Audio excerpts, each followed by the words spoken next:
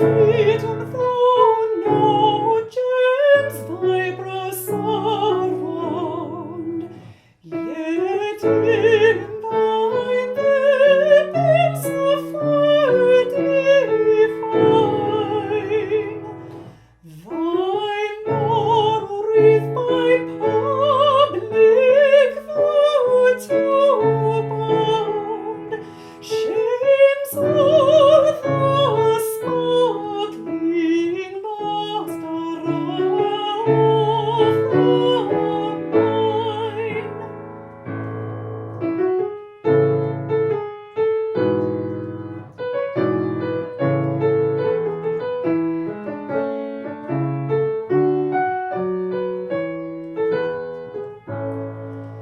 Those laurels planted by a freeman's hand, long since had withered beneath a despot's frown, but on a stream refreshed the parching land, and Farraghten sought were vain to keep thee down.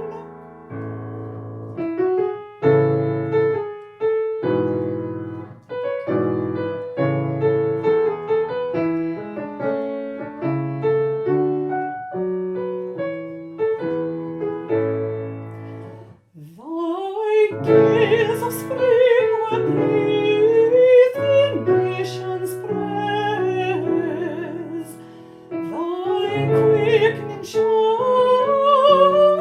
the blood by heroes shed, thy evening dews indignant glories tease, thy blossoms those which grace the mighty dead.